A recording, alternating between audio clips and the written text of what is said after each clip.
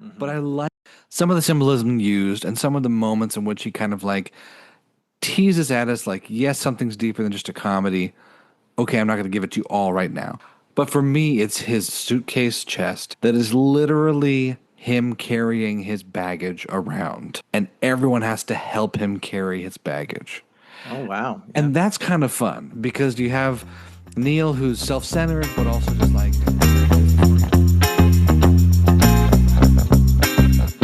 happy Thanksgiving. Happy opening to the holiday season. For all those who celebrate Halloween as a holiday, it's not. It's not a holiday. It should be though. It should be. It's weird that we didn't have it off on a Friday and to think of like finishing the workday and then doing Halloween stuff. It was weird. And then having to go out and party. I know. What's one to do? What is one to Jeez. do? Well, let's talk about your Thanksgiving traditions. What are some that you do year to year or things you like to ring in Thanksgiving with? Mine are largely just based around food. I make the turkey every year, so That's a I big feel like commitment. it is a That's a big big commitment, commitment. but I'm a big foodie guy. And so I feel like, like my family isn't the let's go play some football. We're not doing those kinds of things. So all of my family like Thanksgiving traditions revolve around basically food because we're not like the like let's go play football sort of family. We're Yeah. not like, we might like go for a walk, I guess, but ever since I started getting really involved with cooking and stuff, like the traditions are I go help my mom spatchcock the turkey, which for anyone gets weird. Spatchcocking the turkey is where you cut out the spine and then crack its chest bone so that it lays flat, so that it cooks faster and more evenly, and you get crispier skin. So I do that. We do that. We like dry brine it. We prep it. So like 48 hours in advance, we're doing a lot of this stuff. And then Thanksgiving Day proper is like charcuterie board, and like I'm making the mashed potatoes, and I'm watching the turkey, and so like my my traditions are very food centric. Which are good traditions to have around Thanksgiving because if it's not football, it better be food. Because Yeah. it surely shouldn't be fake versions of the Pilgrims and that whole story. Yeah, no. We don't need fake history over here. One of my traditions every year is to watch the movie we're discussing today, Planes, Trains, and Automobiles. Now, growing up, we didn't watch it every year. We watched it enough, but as me leaving the home, it kind of became my tradition of like, oh, this is how I connect back to what I would be doing. Because especially going to college out in Utah and my family back in North Carolina, I never went home for Thanksgiving at all during my college times. Plus, I had extended family in Utah and whatever else. So this was my little taste of home. Now, had you seen this movie before we put it on our list? Yes, I have. Okay. Only like once though. Wasn't brand new to you. No. Rewatching it, what did it bring out in you? That like this is one of the most 80s movies I've ever Yeah. seen in my life. Like costuming to soundtrack to pacing, like it's just all It's like extreme 80s. it is. I think because my parents were both extremely 80s, I took it in stride. Only later, when meeting other people, was I like, oh, this isn't so not just normal. It's just different. Different speed, different music, different the rest of it. Acting is a little bit funny. But let's just talk about for a second the plot, and then we'll dig into what we thought. Mhm. So, as far as the plot goes, Neil Page, played by Steve Martin, is a marketing executive. He's uptight. He's just trying to go home to Chicago from New York in time for Thanksgiving, which, by the way, is not like a terribly arduous journey usually. But because of snowstorms, he gets delayed and rerouted to Wichita, Kansas. At the airport, he meets Neil. Sorry, cut, cut, cut. At the airport, he meets Dale Griffith, played by John Candy, who's an overly talkative shower curtain ring salesman, or so he says. And what follows is their goofy journey from Wichita towards Chicago, just trying to get back home for Thanksgiving. And it's this beautiful little buddy road trip comedy in which it's dealing with a stranger, dealing with yourself, getting things called out, having the most insane things happen. It's all just very goofy and 80s and lots of synths and lots of like upbeat little 80s fills trying to get back to Chicago. So with that in mind, Yeah, rewatching it. What about the plot or what about these characters really stuck out to you? See, I know that this is an important movie to you, and so the entire time I'm watching, I'm just like, what is it about this movie that makes it a sacred text for Tristan? Please continue. Because here's the deal. Here's the deal for me. I don't love this movie. As many I'm don't. sorry. I love Steve Martin. I love John Candy. There's just something about this movie that I just don't like. And I think it's because when I watched it this time, I think I touched it, and it's like this isn't a comedy. This is a horror film. It's not a comedy. With Like different music. it is. And so it's a horror film dressed up as a comedy.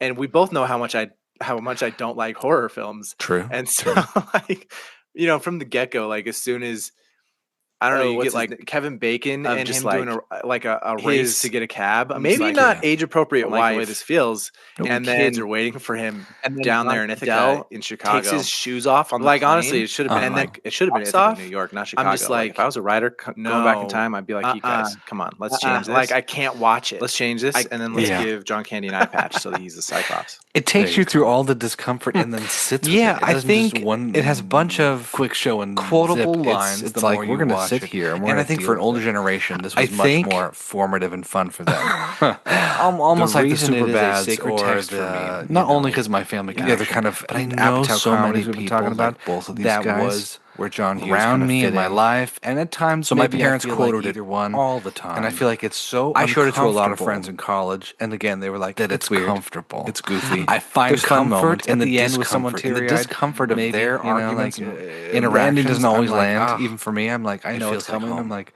Which is sad to do I say feel sometimes. it? I don't know. But I think Plus that a it's an pop song interesting movie being the last song. about Now it's like popular. I think human it's from the nature. movie. Every time you And go away, two people, anyways. two strangers trying to get But along. I think a lot That in of my the own life scenes is are played like out so many perfect, times, whether it be on my comedy. mission. Martin I was like, Scorsese says he's being a like, real this is one Del of the most Griffith right now. human I'm gonna comedies kick his that ass, I've ever or witnessed. I was being And I will Adele stick telling to it. stupid And I'm stories, like, and okay, he was that's a real kind of Neil fun. Page. For Wow, filmmaking, I Marty does think that that. it's just played Okay. out so But many when more times serious because John filmmakers Hughes were like, "Oh, has this the was ability something in his different," movies to go from that's kind of fun.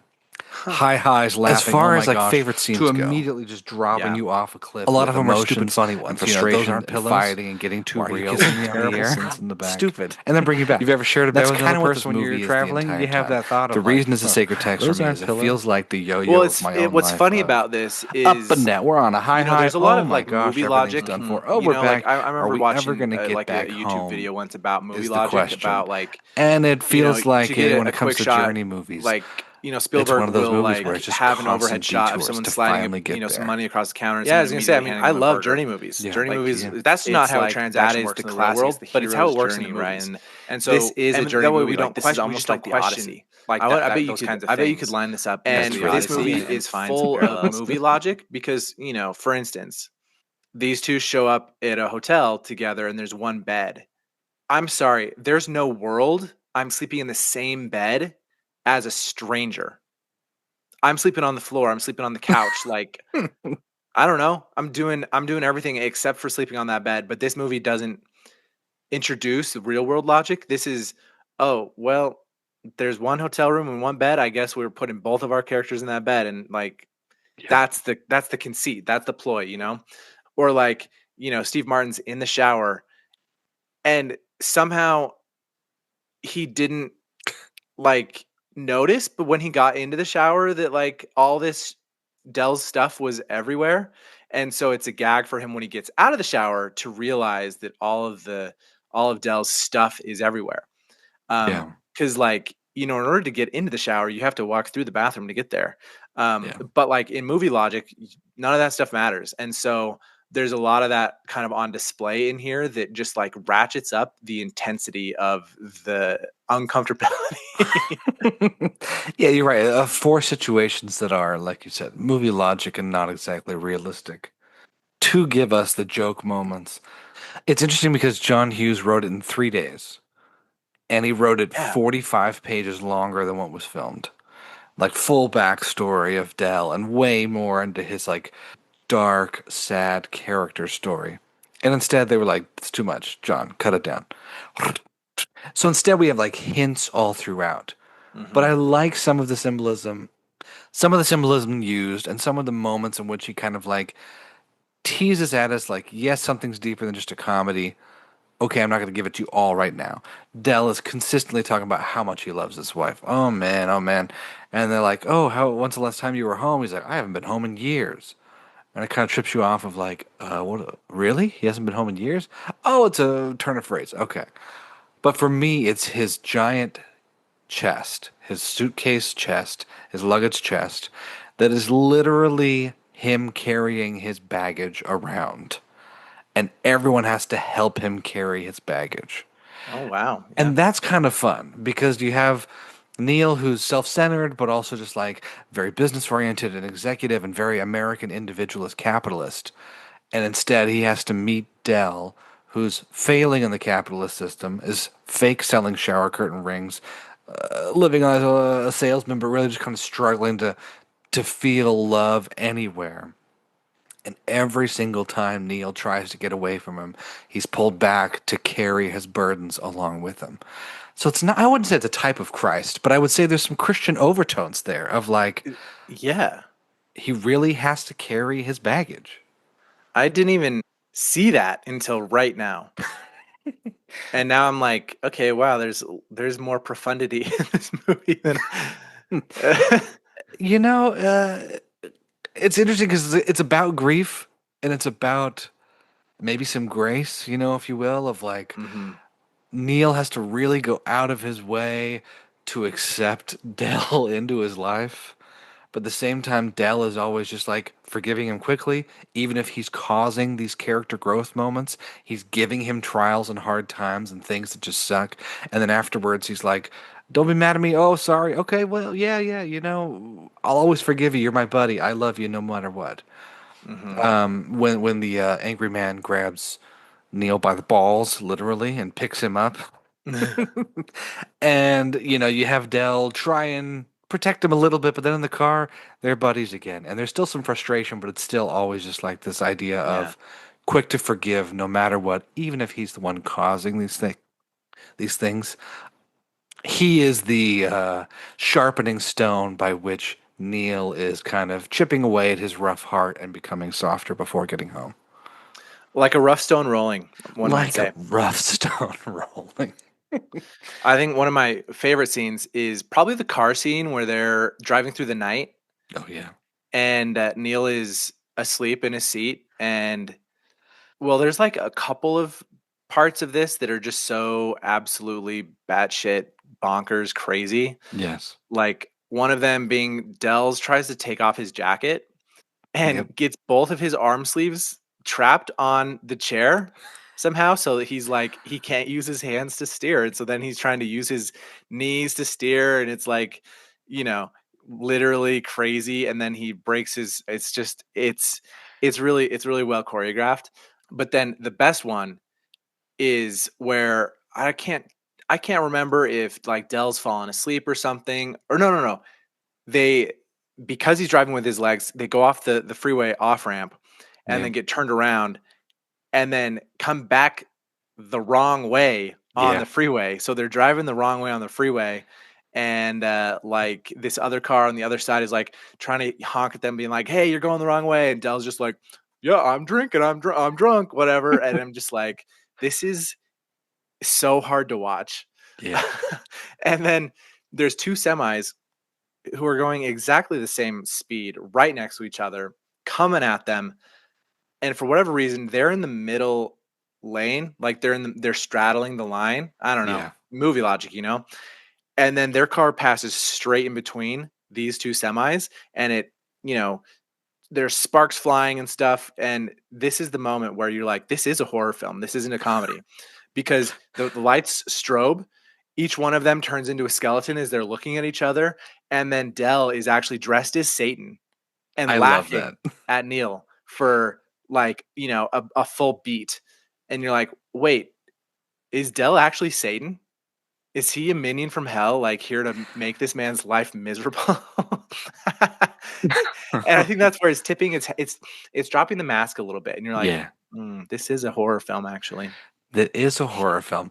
It honestly, now that you mention this, it's more like a story of Job than it is anything else.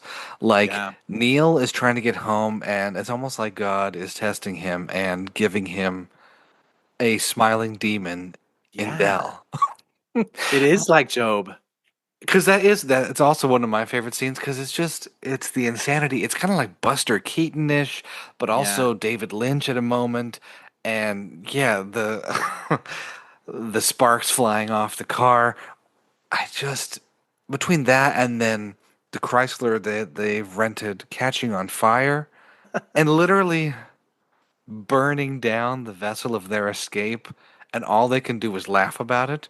At least the radio works. There's something about that of like, if you can just melt it all the way down and still find something to laugh about, okay. That's the persistence of moving on and accepting all of life's horrible, stupid twists and turns. Yeah. Here's the question. Do you think a movie like this could be made today? Because I'm just like, the movie relies on so many of the burdens of a non-internet connected world, you know? So like I Yeah. don't know if you can make a movie like this today with the convenience of the internet and smartphones and stuff. What was that movie with Robert Downey Jr. where he was traveling with the baby and Zach Galifianakis? What? Remember that one? Due Date, 2010. No. Just stupid. Huh. Robert Downey Jr. is going to be a dad for the first time after when his wife gives birth, and he intends to catch a flight home from Atlanta so he can be there.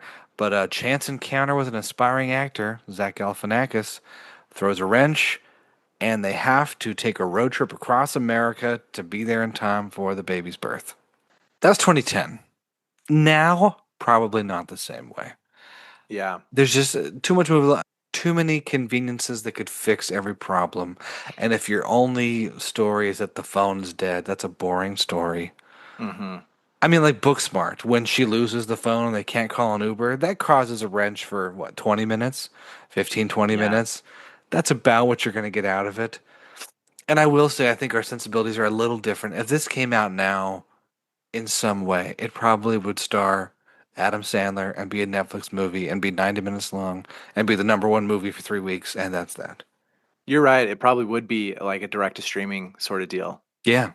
Whereas when this came out on like a $15 and 15, when this movie came out on a $19 million budget, it made, I want to say almost like close to $50 million, like Oh really my well gosh. surpassed its budget when John Hughes movies were just able to, Yeah. do that. Any other favorite lines, quotes, other than this is a horror film?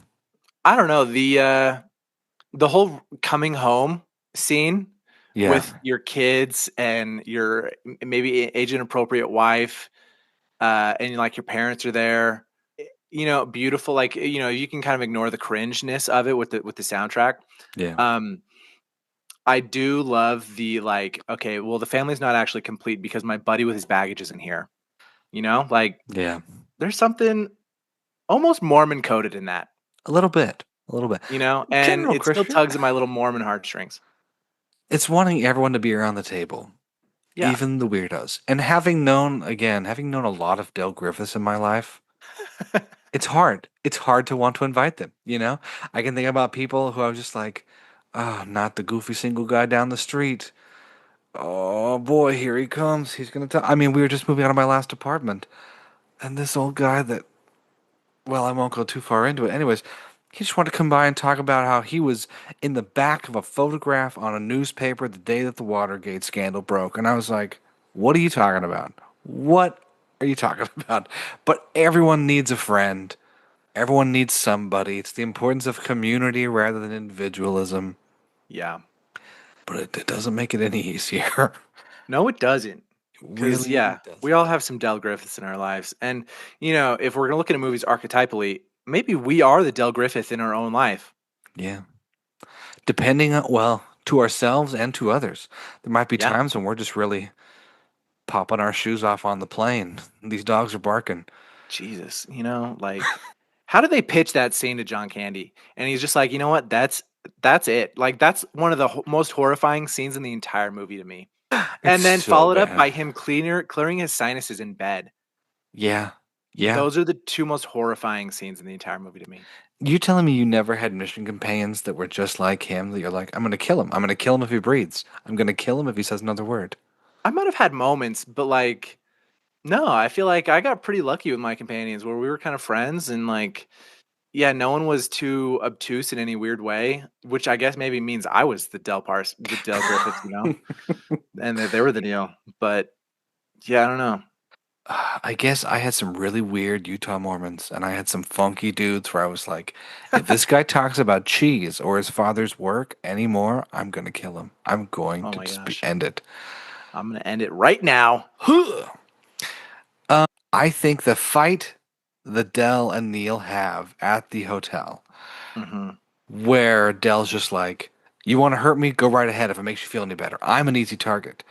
That's his response. But right before, it's some of the best comedic, quick, cutting, spicy Steve Martin deliveries of like, you're like a, what is he, a chatty Cathy doll. You're just pulling your own string the whole time. Da, da, da, da, da, da. Like he's just going off and you can't help but laugh because you're like, yeah, Dell's pretty annoying. But then to have the flip side right afterwards and be like, you want to hurt me? Go ahead. You know what I mean? Like, if it makes you feel better, I'm an easy target. Look at me. I'm a big guy selling shower curtain rings with a giant suitcase and luggage. Go for it. And yet, it's also goofy enough you can't take it 100% seriously. It's emotional, and it's an interesting, like, flip of, like, oh, I was laughing. Oh, crap. I feel bad. Where do I sit? But then John Hughes just moves right along. He's like, and the next one. Yeah, and isn't that where he spends the night basically outside in the burned down car? That, I think, is a different hotel. No, maybe it is that one. Yeah, you're right. And he goes and sits in there, freezing his butt off. Yeah. This shares some DNA with Dumb and Dumber, I think, a little bit. It Um, does. but yeah, Steve Martin, fantastic, great comedian. He's Yeah. got such a unique flavor profile to his way of being. Yeah. That like there will never be another Steve Martin. His Martinisms, like the way he's running down the street with both of his hands up and with his briefcase Yeah. and stuff. I'm just like that. Like who runs like that? Steve Martin runs like that. Him at the airport when his rental car's not there is one of my favorite rage scenes of all time. And to your point, it is kind of like a horror movie or like a John Carpenter movie. You're messing with the wrong guy, and it's kind of like ethereal. You have it echoing in the background, the stupid 80s music. You've got the planes going up and down, and he gets to that counter and just the most amount of F words I had ever heard as a child in one quick repetition of like this fucking guy, this fucking car. It's kind of great. That scene is a really great illustration that like okay, so we've talked about Dell and how people carry on their baggage, but then like Neil's baggage is on the inside. Yeah, You can't see it. He's carrying it around. It's with him the entire time, and he's getting in his own way constantly. yeah. This journey would be a lot easier for him if he just wasn't getting in his own way and just like he thinks things are owed to him. And like the whole debacle with the taxi, it could have been so much like it didn't need to happen the way that it did. And Yep. it's because of him. It's because of his own sense of self, his own sense of pride. And that scene at the airport where he's like yelling at that lady is just like a prime example of what Neil needs to have smoothed down on him. Yeah, because he's very entitled and he's hardworking. You can't say he's not hardworking, even if at the beginning of the movie it points out the insanity of he's got this beautiful house, needs all this nice money. He's in New York to show off covers to a Hmm. magazine. Okay. But he is very entitled. And I like at one point where Neil's like talking to Dell and says, we have more in common than you think. And you realize that they are both, like you said, in their own way, causing their own problems every step of the way, internally, externally. And there's so many moments where you're like, if Neil had just done X, Y, he could be home by now. But he won't Yeah. do it. Sometimes out of his own good, sometimes because he's stubborn, a lot of times because he's kind of an asshole who's entitled. Yeah. Okay, like that's his stumbling block, and we get to see him stumble through it with it. Yeah, because I think there's like an audience who will watch this movie and be like, "Oh, Dell's the one with all the problems," Yeah. and not think that Neil has got any problems at all. Like he doesn't have any growth to do. When like the truth is, like, do you remember growing up? There was like, I think what's hard about like smoking is that people can smell it on you. Like it's so obvious Yeah. that like that you're a smoker. And so I remember growing up hearing like some, turn of phrase or something. Well, like at least, mine is visible. Mine's on the surface. Like you Yeah. can, immediately what I'm up to, versus with other people, it sits underneath the surface and it hides a lot easier. And so this is really on display between Del and Neil, where it's like, oh, you want to identify with Neil, you want to identify with him as the hero, and think that like he's the the guy that doesn't have to do anything, and Dell's the one who's the problem. When in reality, Dell's issues are just so obvious on the outside Yeah. that by comparison, it makes everyone who's got inside issues look like they're peachy keen. But like the truth is, Neil he's got a lot of stuff, and he's carrying his baggage around on the inside, and also makes everyone else carry it around with him, just not visually and in real life. Yeah, you mentioned this actually brings up a comparison that I hadn't thought about before of this movie's nephew, spiritual successor of sorts, is kind of Dinner for Schmucks, in which, yeah, we're all laughing at the clown the whole time until you realize, oh, the straight man is also a clown in his own way, and we're actually being them. If you want to identify with them, you Mhm. have your own issues, like you're saying. Never have I ever seen that movie. Never have you ever? Dinner with Schmucks. Never even heard of it. Dinner for Schmucks. It's Paul Rudd and it's Steve Carell. It's early Steve Oh, wow. Carell off of 40-Year-Old Yeah. Virgin before he got hot. Being a schmuck. Zach Galifianakis. Anyways, very similar movie. Also in the same vein, John Hughes pretty much takes Del Griffith and changes him a little bit to do Uncle Buck, which is Mhm. John Candy staying with family, and Yeah. you know, similar vein there. I just think the quotes, the amount of times I've said things that I'm like, oh crap, that's a planes, trains, and automobile quote. Not just my dogs are barking; those aren't pillows. But there's just a lot of other moments. You do a lot of ball handling. You like to play with your balls. You do more ball handling than Larry Bird does a whole night. Like, okay. Roro, my thing is, Either way, supremely quotable movie. Strange if you've never seen it.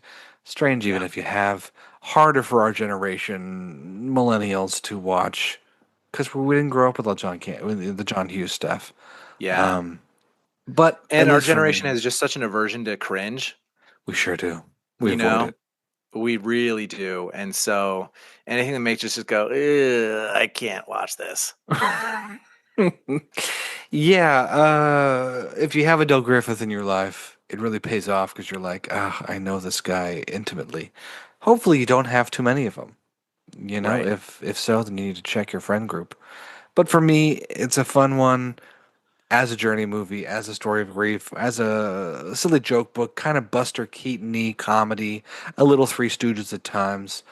And as far as thinking about the holidays, it's one of my favorite Thanksgiving movies, so felt fitting for the time. And people might find themselves involved in some real life planes, trains, and automobiles Thanksgiving weekend because the FAA Yeah. is going to start canceling a bunch of flights because of the government shutdown. So, Yeah. I have a flight tomorrow, and I'm already like, I don't know if I'm gonna be able to get on the plane, but we're gonna hope for the best. Hope fingers crossed. for the best. Well, with that, let's wrap it up for today.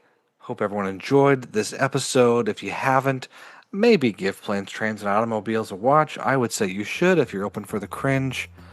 And until next week, watch good movies and TV, have lots of turkey if you will, and enjoy some football.